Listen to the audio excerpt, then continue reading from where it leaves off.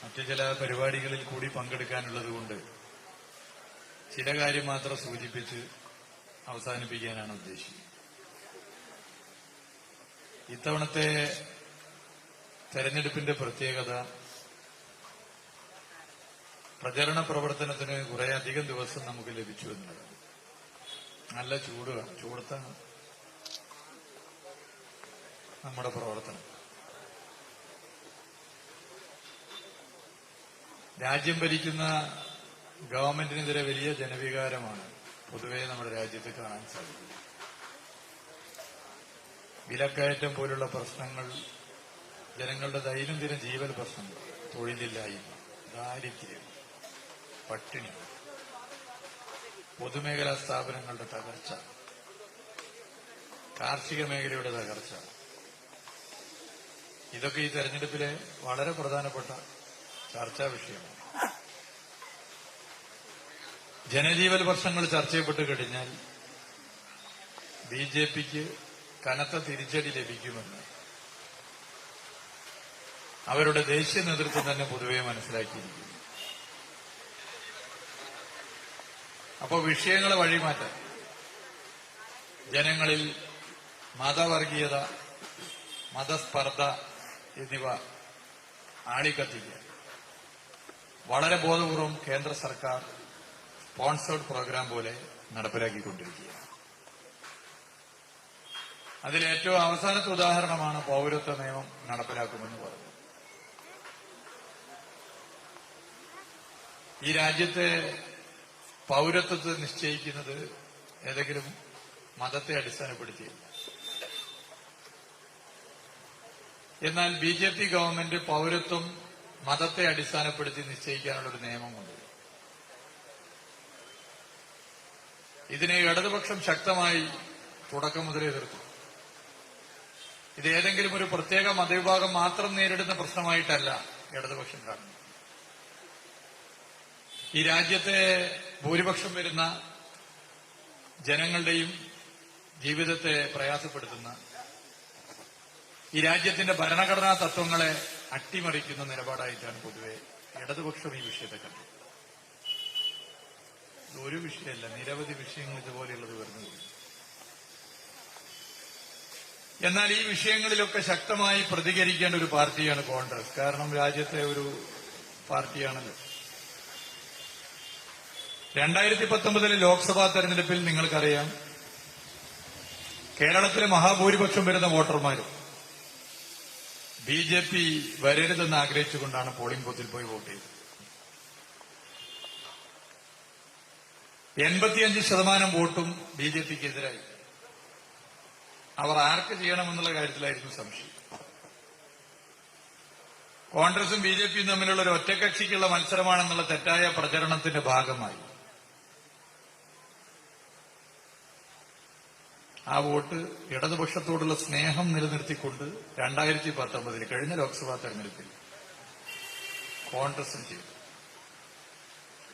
Vote ചെയ്ത അപ്പം തന്നെ കാര്യം മനസ്സിലായി. ഇന്ത്യയിൽ ബിജെപി ഓരോ സംസ്ഥാനത്തും നേരിട്ട് ഏറ്റുമുട്ടി പരാജയപ്പെടുത്തിയത് കോൺഗ്രസിനെയല്ല. കോൺഗ്രസ് വിജയിച്ച 52 സീറ്റിലും രണ്ടാം സ്ഥാനത്ത് ഭൂരിപക്ഷ സീറ്റിലും ഇടതുപക്ഷ പ്രസ്ഥാനം ഉൾപ്പെടെ ബിജെപിയെ പരാജയപ്പെടുത്താൻ വേണ്ടി പൊരുതിയ പ്രസ്ഥാനങ്ങൾ ആണ് എന്ന കാര്യം വ്യക്തമായി. എന്നാൽ ഈ 5 കൊല്ലം ബിജെപിയെ എതിർക്കേണ്ട, ബിജെപി വിരുദ്ധ മനസ്സിന്റെ ഭാഗമായി വിജയിച്ചു വന്ന, ബിജെപി വിരുദ്ധ മനസ്സുള്ളവർ വോട്ട് ചെയ്ത് വിജയിച്ചു വന്ന രാഹുൽ ഗാന്ധി ഉൾപ്പെടെയുള്ള, കോഴിക്കോട്ടെ MP ഉൾപ്പെടെയുള്ള കോൺഗ്രസ് MPമാർ ബിജെപിക്കെതിരെ ശക്തമായ നിലപാട് സ്വീകരിച്ചില്ല. ഇത് പാർലമെന്റിനകത്ത് മാത്രമല്ല, പാർലമെന്റിന് പുറത്തും നമുക്ക് കാണാൻ വേണ്ടി സാധിക്കുന്ന കാര്യം. വിലക്കയറ്റം, തൊഴിലില്ലായ്മ, ദാരിദ്ര്യം, പട്ടിണി, കർഷക സമരം പോലുള്ള കാർഷിക മേഖലയുടെ പ്രതിസന്ധിക്കെതിരെയുള്ള സമരങ്ങൾ, ജനജീവൽ പ്രശ്നങ്ങളുമായി ബന്ധപ്പെട്ട ഒരു വലിയ പ്രക്ഷോഭം ഉയർത്തിക്കൊണ്ടുവരുവാനോ കർഷക സമരം പോലുള്ള സമരങ്ങളിൽ നേതൃത്വമാകാനോ കോൺഗ്രസ് തയ്യാറായില്ല. ഭരണഘടനാ വിരുദ്ധ നിലപാട് കേന്ദ്ര സർക്കാർ സ്വീകരിക്കുമ്പോൾ അതിനെതിരെ ശബ്ദിക്കാൻ കോൺഗ്രസ് MPമാർ തയ്യാറായി. ഇതാണ് പ്രശ്നം. ഇന്ന് രാഹുൽ ഗാന്ധി കേരളത്തിന്റെ മുഖ്യമന്ത്രിയോട് ചോദിച്ചത് എന്തിനാണ് എന്നെ എല്ലാ ദിവസവും മുഖ്യമന്ത്രി വിമർശിക്കുന്നത്? ഇത് തന്നെയാണ് രാഹുൽ ഗാന്ധിയുടെ പ്രശ്നം. എന്തുകൊണ്ട് മതനിരപേക്ഷ മനസ്സുകൾ, കേരളത്തിന്റെ മുഖ്യമന്ത്രി ഉൾപ്പെടെയുള്ള മതനിരപേക്ഷ മനസ്സുകൾ രാഹുൽ ഗാന്ധിയെ വിമർശിക്കുന്നു? നിലപാട് സ്വീകരിക്കാത്തതുകൊണ്ടാണ്. ശക്തമായി ബിജെപിക്കെതിരെ പോരാടുമെന്നുള്ള പ്രതീക്ഷയുടെ ഭാഗമായിട്ടാണ് കഴിഞ്ഞ തവണ വയനാട്ടിലെ ജനങ്ങൾ രാഹുൽ ഗാന്ധിക്ക് വലിയ ഭൂരിപക്ഷം നൽകിയത്. എന്നാൽ അതിനനുസരിച്ച് ഒരു ശക്തമായ പ്രതികരണം നടത്താൻ രാഹുൽ ഗാന്ധി തയ്യാറായോ? ശക്തമായ പ്രതികരണം ഉയർത്തിക്കൊണ്ടുവരാൻ രാഹുൽ ഗാന്ധി തയ്യാറായില്ല. തയ്യാറാവാത്ത കാലത്തോളം വിമർശിച്ചു.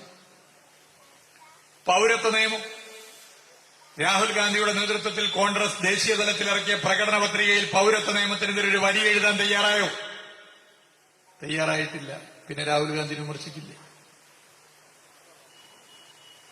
ഏതൊക്കെ വിഷയങ്ങൾ നമ്മൾ എടുത്ത് പരിശോധിച്ചാലും അതിലൊക്കെ കാണാവുന്നത് ഇത്തരം നിലപാടാണ്. ഏറ്റവും അവസാനം മുസ്ലിം ലീഗിന്റെ പച്ചക്കൊടി വയനാട്ടിൽ രാഹുൽ ഗാന്ധി നോമിനേഷൻ കൊടുക്കാൻ വന്ന പരിപാടിയിൽ പിടിക്കാൻ സമ്മതിച്ചില്ല. എന്താ പ്രശ്നം? രാജ്യത്തെ വിലക്കയറ്റം, തൊഴിലില്ലായ്മ, ദാരിദ്ര്യം, പട്ടിണി പോലുള്ള പ്രശ്നങ്ങളിൽ നിന്നും ശ്രദ്ധ തിരിക്കാൻ, ജനങ്ങളെ തമ്മിലടിപ്പിക്കാൻ ബിജെപി ഗവൺമെന്റ് സ്പോൺസേർഡ് പ്രോഗ്രാമിനെ പോലെ ഇസ്ലാമോഫോബിയ നടപ്പിലാക്കുന്നു. മുസ്ലിം സമം തീവ്രവാദം, ഇതാണ് പ്രചരണം. ഇന്ത്യയിൽ എല്ലാ മതവിശ്വാസികളും പരസ്പരം സാഹോദര്യത്തോടുകൂടി ജീവിക്കാൻ ആഗ്രഹിക്കുന്നവരാണ്. അതിന്റെ നേതൃത്വങ്ങളും ആ നിലയിലാണ് ഇടപെടുന്നത്. എന്നാൽ ഒരു പ്രത്യേക മതവിഭാഗത്തെ ഇത് തീവ്രവാദ മതവിഭാഗമാണെന്ന് പ്രചരിപ്പിക്കാനാണ് ബിജെപി ഗവൺമെന്റ് ശ്രമിച്ചിട്ടുള്ളത്. അതിന്റെ ഭാഗമായി തലയിൽ വെള്ളത്തൊപ്പി ധരിച്ചാൽ, മുസ്ലിം മതവിശ്വാസികൾക്ക് തലയിൽ വെള്ളത്തൊപ്പി ധരിക്കുക എന്ന് പറഞ്ഞാൽ സുന്നത്താണ്, അധിക കൂലിയാണ്. തലയിൽ വെള്ളത്തൊപ്പി ധരിച്ചാൽ അയാളെ ശ്രദ്ധിക്കണം. നീണ്ട താടി വെച്ചവൻ ഭീകരവാദിയാണ്. പച്ച നിറം അപകടകരമായ നിറമാണ് എന്ന ഇസ്ലാമോഫോബിയോ പ്രചരണം നടത്തുന്നു. തലയിൽ വെള്ളത്തൊപ്പി ധരിച്ചതിനാണ് ജുനൈദ് എന്ന ബാലനെ പെരുന്നാളിന്റെ തലേന്ന് ട്രെയിനിൽ വെച്ച് ഭീകരമായി മർദ്ദിച്ച് വലിച്ചെറിഞ്ഞ് കൊലപ്പെടുത്തി. നീണ്ട താടി വെച്ചതിന് എത്രയെത്ര ആളുകൾ ആക്രമിക്കപ്പെട്ടു. ഇപ്പൊ പച്ച നിറം. രാഹുൽ ഗാന്ധി നോമിനേഷൻ കൊടുക്കാൻ വരുമ്പോൾ മുസ്ലിം ലീഗിന്റെ പച്ച കൊടി കാണാതിരിക്കാൻ കോൺഗ്രസിനോട് പറഞ്ഞു, നമ്മളും കൊടി പിടിക്കേണ്ട, രണ്ടു കൂട്ടർ കൊടി പിടിക്കേണ്ട. അതിന് കോൺഗ്രസിന്റെ നേതാക്കന്മാർ നൽകിയ മറുപടി, ഇവിടെ പ്രത്യേകിച്ച് കൊടിയുടെ ആവശ്യമില്ല, ഞങ്ങളുടെ സ്ഥാനാർത്ഥി ജനങ്ങളുടെ മനസ്സിൽ പതിഞ്ഞു കഴിഞ്ഞു. അപ്പൊ മറ്റ് 19 സ്ഥലത്തും കൊടി പിടിച്ചത് അവിടെ പതിയാഞ്ഞിട്ടാണ്. കോഴിക്കോട്ട് മുസ്ലിം ലീഗിന്റെ പച്ചക്കൊടിയും വേണം, മുസ്ലിം ലീഗിന്റെ വോട്ടും വേണം. വടകരയിൽ മുസ്ലിം ലീഗിന്റെ പച്ചക്കൊടിയും വേണം, മുസ്ലിം ലീഗിന്റെ വോട്ടും വേണം. കണ്ണൂരിൽ മുസ്ലിം ലീഗിന്റെ പച്ചക്കൊടി വേണം, മുസ്ലിം ലീഗിന്റെ വോട്ട് വേണം.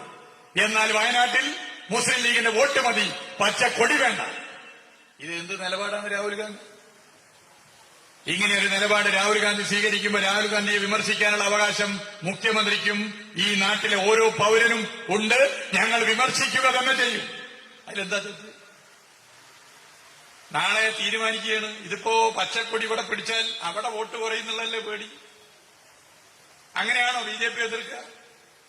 ബിജെപി ഉയർത്തുന്ന അപകടകരമായ രാഷ്ട്രീയത്തെ എതിർക്കുക എങ്ങനെയാണ്? പച്ചക്കൊടി, പച്ച നിറത്തിന് അലർജി പ്രഖ്യാപിക്കുന്നത് ശരിയല്ല എന്ന് ജനങ്ങളെ പറഞ്ഞ് ബോധ്യപ്പെടുത്തണം. ഇത് മനസ്സിലാക്കാൻ പറ്റാത്തവരാണോ ഇന്ത്യക്കാർ? ഇന്ത്യയിൽ എല്ലാവർക്കും ഇത് മനസ്സിലാവും. നീണ്ട താടി വെച്ചവർ അത് മതവിശ്വാസത്തിന്റെ ഭാഗമായി വെക്കുന്നതാണ്, അത് വേറെ അപകടകാരികളായിട്ടല്ല എന്ന് പറഞ്ഞ് ബോധ്യപ്പെടുത്തണം. തലയിൽ വെള്ളത്തൊപ്പി ധരിക്കുന്നവർക്കെതിരെയുള്ള ക്യാമ്പയിൻ അത് ഒരു ആവശ്യമില്ലാത്തതാണ്. അത് വിശ്വാസത്തിന്റെ ഭാഗമായി സുന്നത്ത് എന്നുള്ള നിലയിൽ ചെയ്യുന്നതാണ്. അതിനെതിരെ എന്തിന് നിലപാട് സ്വീകരിക്കണമെന്ന് പറഞ്ഞ് ബോധ്യപ്പെടുത്തണം. ഇതല്ലേ കോൺഗ്രസ് ചെയ്യേണ്ടത്? ഇതല്ലേ രാഹുൽ ഗാന്ധി ചെയ്യേണ്ടത്? ഇത് ചെയ്യാതെ കാണിക്കുന്ന കോമാളിത്തരങ്ങൾ നമ്മൾ കാണുന്നില്ലേ? ഇടയ്ക്ക് ഹനുമാനാകുന്നു, ഇടയ്ക്ക് വെള്ളി ഇഷ്ടിക അയച്ചു കൊടുക്കുന്നതിന് നേതൃത്വം കൊടുക്കുന്നു. ഇതൊക്കെ വിമർശിക്കപ്പെടുന്നു. ഇങ്ങനെയാണെങ്കിൽ നാളെ UDFന്റെ പ്രകടനത്തിൽ നീണ്ട താടി വെച്ച് വരുന്നവരോട് നിങ്ങൾ ബാർബർ ഷോപ്പിൽ പോയി താടി വടിച്ചു വാ, എന്നിട്ട് പ്രകടനത്തിൽ നിന്നാ മതി എന്ന് പറയില്ലേ? ഇങ്ങനെയാണെങ്കിൽ നാളെ വെള്ള തൊപ്പി ധരിച്ചു വരുന്നവരോട് നിങ്ങൾ തൊപ്പി മാറ്റി വാ, എന്നിട്ട് ഈ പ്രകടനത്തിൽ പങ്കെടുത്താൽ മതി എന്ന് പറയില്ലേ? ഇതാണോ രാഹുൽ ഗാന്ധി ചെയ്യേണ്ടത്? ഇതാണോ കോൺഗ്രസ് ചെയ്യേണ്ടത്? ഇതല്ലല്ലോ കോൺഗ്രസിൽ നിന്നും രാഹുൽ ഗാന്ധിയിൽ നിന്നും നമ്മൾ പ്രതീക്ഷിക്കുന്നത്. ഇതല്ല പ്രതീക്ഷിക്കുന്നത്. ഇപ്പൊ ഇടതുപക്ഷ ജനാധിപത്യ മുന്നണിയുടെ പരിപാടികൾ നോക്കൂ. പല നിറത്തിലുള്ള കൊടിയുള്ള പാർട്ടികളുണ്ട്. ഏതെങ്കിലും കൊടി കെട്ടണ്ട നമ്മൾ പറഞ്ഞു. പച്ച നിറത്തിലുള്ള കൊടി നിരവധിയുണ്ട് അല്ലെ? നമ്മൾ എത്ര കൊടി കെട്ടണ്ട എന്ന് പറഞ്ഞു. ഇങ്ങനെയാണോ ബി.ജെ.പി. എതിർക്കേണ്ടത്? തീവ്ര മതവർഗീയ ആശയങ്ങളെ ചെറുക്കേണ്ടത് തീവ്ര മതനിരപേക്ഷ നിലപാടെടുത്തിട്ടാണ്. തീവ്ര മതനിരപേക്ഷ നിലപാടിലൂടെയാണ് അതിനെ ചെറുക്കാൻ പറ്റില്ല. അതിന് തയ്യാറാകുന്നില്ല രാഹുൽ ഗാന്ധി. എന്നിട്ട് ഇത്തരം വർത്താനം പറയുന്നു. മുഖ്യമന്ത്രി എന്തുകൊണ്ട് എന്നെ വിമർശിക്കുന്നു? ഇങ്ങനെ നിലപാടെടുത്താൽ മുഖ്യമന്ത്രി മാത്രമല്ല, മതനിരപേക്ഷത നിലനിൽക്കണമെന്ന് ആഗ്രഹിക്കുന്ന ചെറിയ കുട്ടി പോലും രാഹുൽ ഗാന്ധി വിമർശിക്കും, കോൺഗ്രസ് നേതൃത്വത്തെ വിമർശിക്കും. പിന്നെ നടത്തിയൊരു പ്രസ്താവന എന്താ? എന്തുകൊണ്ട് ഇ.ഡി. കേരളത്തിലെ മുഖ്യമന്ത്രിയെ പിടിക്കാൻ വരുന്നില്ല? ഇതാണ് ഇപ്പൊ രാഹുൽ ഗാന്ധിയുടെ ഈ തെരഞ്ഞെടുപ്പിലെ പ്രധാനപ്പെട്ട പ്രശ്നം. ഇ.ഡി. മുഖ്യമന്ത്രിയെ പിടിക്കാൻ വരുന്നില്ല. ഇതാണ് ഇപ്പൊ അദ്ദേഹത്തിന് ഏറ്റവും, ഈ രാജ്യം കണ്ട ഏറ്റവും വലിയൊരു പ്രശ്നമായിട്ട് അദ്ദേഹം കാണുന്നത്. എന്താണ് ഇ.ഡിയെ കുറിച്ച്, ദേശീയ അന്വേഷണ ഏജൻസികളെ കുറിച്ച് രാഹുൽ ഗാന്ധിയുടെ കോൺഗ്രസ് പാർട്ടി ദേശീയ തലത്തിൽ പ്രഖ്യാപിച്ച നിലപാട്? ബി.ജെ.പി. ഇതര സർക്കാരുകളെ അസ്ഥിരപ്പെടുത്താൻ വേണ്ടി ബി.ജെ.പിയുടെ രാഷ്ട്രീയ ഉപകരണമായി പ്രവർത്തിക്കുന്നവരാണ് ഇ.ഡിയും ദേശീയ അന്വേഷണ ഏജൻസികളും എന്നാണ് കോൺഗ്രസ് പ്രഖ്യാപിച്ചത്. ആ നിലപാടിന് കോൺഗ്രസ് പിന്നോട്ട് പോയോ? ഇല്ലല്ലോ. അപ്പൊ കേരളത്തിൽ എന്തെങ്ങനെ പറയുന്നു? കേരളത്തിലെ പ്രതിപക്ഷ നേതാവ് കെ.പി.സി.സി. പ്രസിഡന്റും പറയുന്നത് നമുക്ക് മനസ്സിലാക്കാം. രാഹുൽ ഗാന്ധിയെ പോലൊരു ദേശീയ നേതാവ് എന്താ ഇങ്ങനെ പറയുന്നത്? കോൺഗ്രസിനെതിരെ ഇ.ഡിയും ദേശീയ അന്വേഷണ ഏജൻസികളും മറ്റു ചില കേന്ദ്രങ്ങളും ചില നീക്കങ്ങൾ നടത്തിയല്ലോ. കോൺഗ്രസിന്റെ അക്കൌണ്ട് മരവിപ്പിച്ചല്ലോ. കോൺഗ്രസിനെ പ്രയാസപ്പെടുത്താൻ ശ്രമിച്ചല്ലോ. ഞങ്ങളാരെങ്കിലും ദേശീയ അന്വേഷണ ഏജൻസികളോ കേന്ദ്ര സ്ഥാപനങ്ങളോ കോൺഗ്രസിനെതിരെ നടത്തിയ നീക്കം ശരിയാണെന്ന് പറഞ്ഞോ? ശരിയാണെന്ന് പറഞ്ഞില്ലെന്ന് മാത്രമല്ല, അതിനെ ഞങ്ങൾ എതിർത്തു, അതിനെ ഞങ്ങൾ വിമർശിച്ചു. അതാണ് ഇടതുപക്ഷം, അതാണ് ഇടതുപക്ഷത്തിന്റെ ബി.ജെ.പി. വിരുദ്ധ പോരാട്ടത്തിന്റെ വിശ്വാസ്യത. എന്നാൽ ഓരോ പഞ്ചായത്തിലും ഓരോ നിലപാട്. ഇ.ഡിയെ കുറിച്ച് ഓരോ പഞ്ചായത്തിലും ഓരോ നിലപാടാണ്. അപ്പൊ ഇ.ഡി കോൺഗ്രസിനെതിരെ നടത്തിയ നീക്കം ശരിയായിരുന്നു എന്നാണോ രാഹുൽ ഗാന്ധിയുടെ അഭിപ്രായം?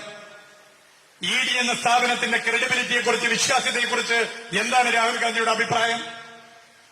ഇ.ഡി ബി.ജെ.പിയുടെ കയ്യിലെ പാവയാണ് എന്ന കാര്യത്തിൽ എന്തേ രാഹുൽ ഗാന്ധിക്ക് വ്യത്യസ്ത അഭിപ്രായമുണ്ടോ? ഇലക്ട്രോൾ ബോണ്ട് പ്രശ്നം വന്നല്ലോ. ഇലക്ട്രോൾ ബോണ്ട് പ്രശ്നം, നമ്മുടെ രാജ്യം നിരവധി അഴിമതികൾ കണ്ടിട്ടുണ്ട്. എന്നാൽ നിയമപരിരക്ഷ ഒരു അഴിമതി നടത്താൻ വേണ്ടി ഒരുക്കിയ ഒരു സംവിധാനം ഇലക്ട്രോൾ ബോണ്ടാണ്. ബോണ്ട് നൽകുന്നവരുടെ പേര് പുറത്തു വരില്ല, ബോണ്ട് സ്വീകരിക്കുന്നവരുടെ പേര് പുറത്തു വരില്ല, ബോണ്ടിൽ നൽകിയ തുക പുറത്തു വരില്ല. ഇങ്ങനെയാ സംവിധാനം. ഇത് അഴിമതി വർദ്ധിപ്പിക്കാനുള്ള സംവിധാനമാണ്. ഇലക്ട്രോൾ ബോണ്ട് വഴി ഞങ്ങൾക്ക് പണം വേണ്ട എന്ന് പ്രഖ്യാപിച്ച ഒരു പ്രസ്ഥാനമുണ്ട്. ആ പ്രസ്ഥാനത്തിന്റെ പേര് ഇടതുപക്ഷ പ്രസ്ഥാനമാണെന്ന് അഭിമാനത്തോടെ നമുക്ക് പറയാൻ വേണ്ടി സാധിക്കും. എന്തേ രാഹുൽ ഗാന്ധി ഇങ്ങനെ ഒരു നിലപാട് സ്വീകരിച്ചില്ല? എന്തേ കോൺഗ്രസ് പറഞ്ഞില്ല ഇലക്ട്രോൾ ബോണ്ട് വഴി ഞങ്ങൾക്ക് പണം വേണ്ട? പറയാൻ തയ്യാറായില്ലല്ലോ. പിന്നെന്താ നടന്നത്? പിന്നെ ഇ.ഡി വരികയാണ്, കൊട്ടേഷൻ കൊണ്ട വരുന്നത് പോലെ. എന്നിട്ട് ആളെ കഴുത്ത് കത്തി വെച്ചിട്ട് ഇതാക്കാണെന്ന് ഞങ്ങൾക്കൊരു പൈസ കൊടുത്തില്ലെങ്കിൽ നിന്റെ കാര്യം പോക്കാണ്. ഇ.ഡി വരികയാണ്, നല്ല ആൾപ്പണിയെടുക്കുന്ന ഇ.ഡി. ആ ഇ.ഡി വരുന്നു. ആ ഇ.ഡി വന്നിട്ട് കേസെടുക്കുന്നു. ഒരു കോർപ്പറേറ്റ് കമ്പനി, അങ്ങനെ 42 കമ്പനിയുടെ പേര് പറഞ്ഞു. ഉടനെ അവര് പോയി ബി.ജെ.പി. നേതാക്കന്മാരുടെ കാൽക്കൽ സാഷ്ടാംഗം അടിക്കുന്നു, ഇലക്ട്രോൾ ബോണ്ട് എടുക്കുന്നു. ഉടനെ ഇ.ഡിയുടെ കേസ് ആവിയായിപ്പോയി. അല്ലെങ്കിൽ ലോകത്ത് കൺവിക്ഷൻ റേറ്റ് ഏറ്റവും കുറവുള്ള അന്വേഷണ ഏജൻസി ഇ.ഡിയാണ്. 1% താഴെയാണ് കൺവിക്ഷൻ റേറ്റ്. കുറ്റം ശിക്ഷിക്കപ്പെടുന്നില്ല, വെറുതെ കേസെടുക്കുക. ഇലക്ഷൻ അടുപ്പിച്ചൊരു കേസ്, അതിന്റെ ഭാഗമായ ഒരു ചോദ്യം ചെയ്യൽ, അത് കഴിഞ്ഞ് ആ കേസില്ല, ആവിയായി പോകും. ഇങ്ങനെ തെരഞ്ഞെടുപ്പ് പ്രവർത്തനത്തിന് പല പ്രവർത്തനവും നമ്മൾ നടത്തുമല്ലോ. പ്രകടനം നടത്തും, ചെണ്ട കൊട്ടും, പ്രസംഗിക്കും, വീട്ടിൽ സ്ക്വാഡ് ഇറങ്ങും എന്ന ബി.ജെ.പി. നടത്തുന്ന ഒരു പുതിയ പ്രവർത്തനമാണ് ഇ.ഡി.പടയെ വിടുക. അങ്ങനെ ഇ.ഡി.പടയെ വിട്ടാൽ ഈ കേരളത്തിലെ ഇടതുപക്ഷ പ്രസ്ഥാനമോ ഈ സർക്കാരോ അങ്ങ് കുലുങ്ങി വീഴില്ല. ഇത് ഇടതുപക്ഷ ഗവൺമെന്റാണ്, അത് മനസ്സിലാക്കണം. ഇടതുപക്ഷ പ്രസ്ഥാനം എങ്ങനെയാണ് കേരളത്തിൽ വളർന്നത്? ഇടതുപക്ഷ പ്രസ്ഥാനം എങ്ങനെയാണ് കേരളത്തിൽ പടർന്ന് പന്തലിച്ചത്? അതിന്റെ ചരിത്രം പ്രധാനമന്ത്രി മുതൽ രാഹുൽ ഗാന്ധി വരെ ഒന്ന് മനസ്സിലാക്കുന്നത് നല്ലതാണ്. ഇലക്ട്രോൾ ബോണ്ടിനെതിരെ രാഹുൽ ഗാന്ധി മിണ്ടി. അപ്പൊ ഇതിനെ വിമർശിക്കുന്നു. കേരളത്തിലെ മുഖ്യമന്ത്രിക്കെതിരെ ED എന്താ വരാത്തത്? ഇതാണ് ഈ തെരഞ്ഞെടുപ്പിലെ രാഹുൽ ഗാന്ധി ഉൾപ്പെടെയുള്ള കോൺഗ്രസ് നേതാക്കന്മാരുടെ പ്രധാനപ്പെട്ട ചർച്ചാ വിഷയം. മറ്റൊന്നുമില്ല. ഇത് തീർച്ചയായിട്ടും ചോദ്യം ചെയ്യും. ചോദ്യം ചെയ്യപ്പെടുന്ന പ്രശ്നം ഇതുൾപ്പെടെ പല കാര്യങ്ങളും ചോദ്യം ചെയ്യും. കേരളത്തിൽ കോൺഗ്രസിനെ വിശ്വസിക്കാനാകില്ല. BJP വിരുദ്ധ പോരാട്ടത്തിൽ നിന്നുള്ള പൊതു അഭിപ്രായം രൂപപ്പെട്ടു. ഇന്ത്യയിലെ ഓരോ സംസ്ഥാനത്തും BJPയെ നേരിടുന്നത് വ്യത്യസ്ത രാഷ്ട്രീയ പ്രസ്ഥാനങ്ങളാണ്. പ്രാദേശിക പാർട്ടികൾ ഉൾപ്പെടെയുള്ള വ്യത്യസ്ത രാഷ്ട്രീയ പാർട്ടികൾ. അവരോരോരുത്തരും വിജയിച്ചു വരണം. കേരളത്തിൽ ഇടതുപക്ഷം വിജയിച്ചു വരണം. 2004 ഇടതുപക്ഷത്തിന്റെ അംഗബലം വർദ്ധിച്ചതിന്റെ ഭാഗമായി വാജ്പേയിയുടെ നേതൃത്വത്തിലുള്ള BJP സർക്കാരിനെ താഴെയിറക്കി ഒരു പൊതു മിനിമം പരിപാടിയുടെ മുൻനിർത്തി ഒരു സർക്കാരിന് രൂപം കൊടുക്കാൻ പറ്റി. ഒന്നാം UPA ഗവൺമെന്റ് തൊഴിലുറപ്പ് പദ്ധതി ഉൾപ്പെടെ നിരവധി ജനോപകാര പദ്ധതികൾ നടപ്പിലാക്കിയ സർക്കാർ. അതുപോലെ 2004 പോലെ ഇടതുപക്ഷത്തിന്റെ അംഗബലം വർദ്ധിച്ചാൽ ഇടതുപക്ഷ പ്രസ്ഥാനം BJP ഇതര സർക്കാർ ഉണ്ടാക്കാൻ, BJP വിരുദ്ധ രാഷ്ട്രീയത്തെ ശക്തിയുക്തം പ്രയോഗിക്കാൻ സാധ്യമാകുന്ന നിലയിൽ ഇടപെടും എന്ന് കേരളത്തിൽ എല്ലാവരും മനസ്സിലാക്കും. ആ തിരിച്ചറിവാണ് 2004 സമാനമായി 2024 ഇടതുപക്ഷ തരംഗം കേരളത്തിൽ ആഞ്ഞുവീശാൻ വേണ്ടി പോകുന്നു. അങ്ങനെ ആഞ്ഞുവീശുമ്പോൾ അതിൽ മുൻപന്തിയിൽ നിൽക്കുന്ന 2 മണ്ഡലങ്ങൾ, ഒന്ന് വടകരയായിരിക്കും, മറ്റൊന്ന് കോഴിക്കോടായിരിക്കും. കോഴിക്കോട് സഖാവ് എളമരംകരി ഒരു പരിചയപ്പെടുത്തലിന്റെ ആവശ്യമില്ല. ഇവിടെ മുൻ MLA ആയിരുന്നു. 15 വർഷം കേരളത്തിന്റെ നിയമസഭയിലുണ്ടായിരുന്നു. 5 വർഷം കേരളത്തിന്റെ മന്ത്രിസഭയിലുണ്ടായിരുന്നു. 6 വർഷം രാജ്യസഭാ അംഗമായി പ്രവർത്തിച്ചു. ഒരു മികച്ച പാർലമെന്റേറിയൻ, ജനപ്രതിനിധി, ഭരണാധികാരി എന്ന നിലയിൽ ശ്രദ്ധിക്കപ്പെട്ട ട്രേഡ് യൂണിയൻ നേതാവാണ് സഖാവ് എളമരംകരി. സഖാവ് എളമരംകരിയുടെ ചിഹ്നം ചുറ്റികരിവാൾ നക്ഷത്രമാണ്. ആ ചിഹ്നത്തിൽ പരമാവധി വോട്ടുകൾ BJP വിരുദ്ധ മനസ്സുകളുടെ വോട്ടുകളാകെ ലഭ്യമാകുന്ന നിലയിൽ ഇടപെടാൻ ഇന്ന് വരെ നിങ്ങൾ എങ്ങനെയാണോ ശ്രമിച്ചത് അതുപോലെ നാളെയും ഇടപെടും എന്ന് പ്രതീക്ഷിക്കുന്നു, ഉറച്ച് വിശ്വസിക്കുന്നു. മറ്റു കാര്യങ്ങളിലേക്ക് ഒന്നും കിടക്കാതെ ഈ റാലി ഉദ്ഘാടനം ചെയ്തതായി സന്തോഷപൂർവ്വം അറിയിക്കുന്നു.